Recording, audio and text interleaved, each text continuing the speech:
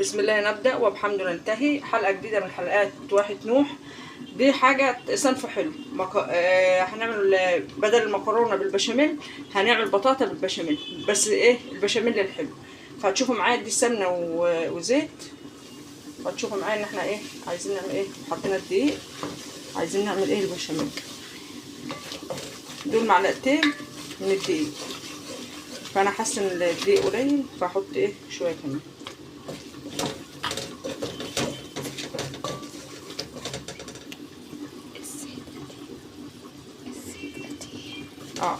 حوالي 3 معالق كبار كده سمنه وشويه زيت صغيرين، لان انا ايه مش عايزه طعم الزيت يبان ايه في البشاميل.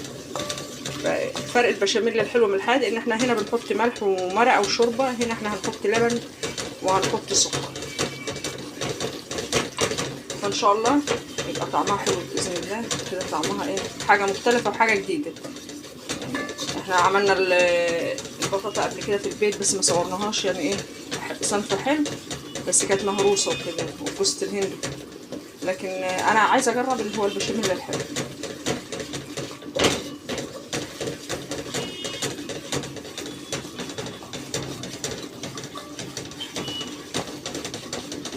عايزه السلونه دي اغير فيها شويه.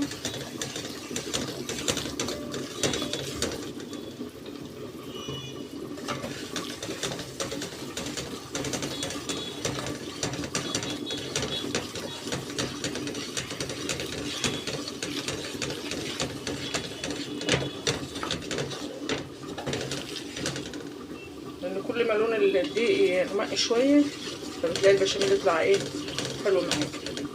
حتى لو انت معليه النار هنوطي احنا دلوقتي النار ايه عشان ايه عايزين ايه.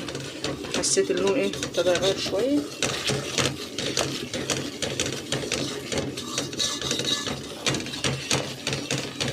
حاجات بسيطه وسهله وتحببي اطفالك في الاكل وفي الحاجه. وصنف حلو، صنف حلو ايه طعمه حلو ومغذي اوي للاطفال، والكبار عندي ايه بيحبوه. انا كده ايه عشان اللبن يعني ايه يبقى قليل يعني نص كيلو لبن، يعني ايه اضيف ميه بدل ايه الشرب يبقى ايه ميه سخنه.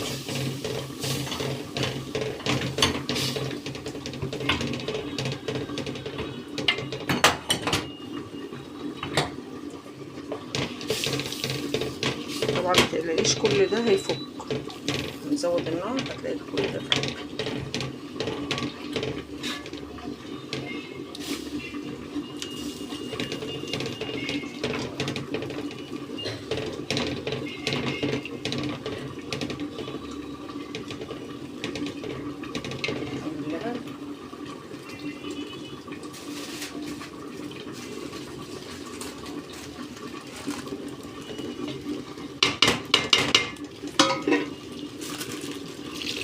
ده نص كيلو لبن.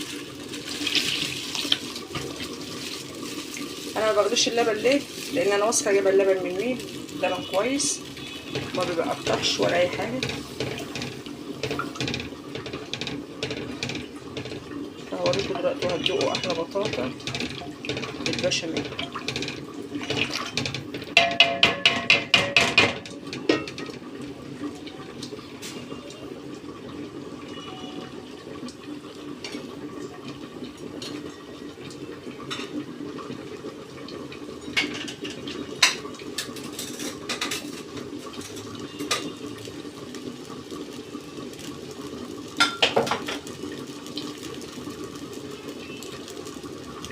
لان البطاطا هي كيكه مسكره فانا هحط ايه اقل من مج سكر.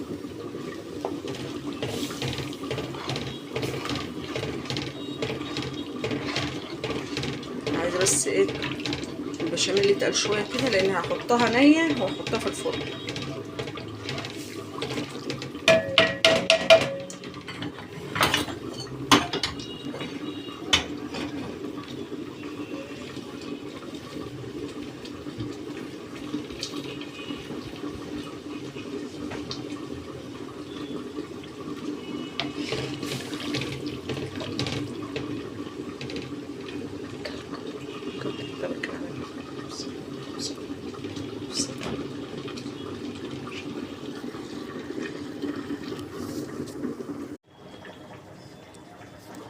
وطبعا انا عايزاه خفيف عشان لسه هيخش الفرن، فهكب ايه من تحت كده الصينيه. وادي البشاميل اللي قدامكم ناجح اهو،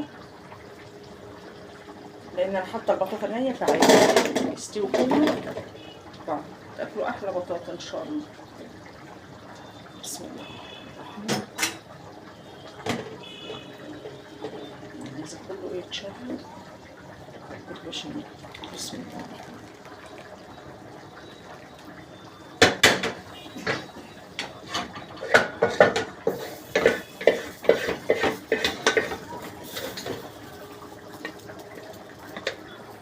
طبعا انا مشغله الفرن على نار عاليه لان عايزه كله يستوي، عايزه البطاطا ايه تستوي.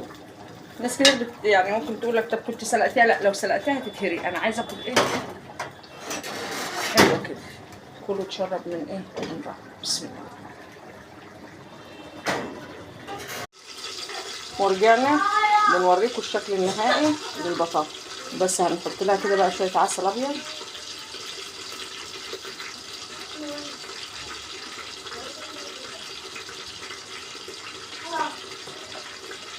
طبعا انا مجرباها بطعم حكايه، بتتغرف سخنه ولو باتت في التلاجة بتبقى احلى.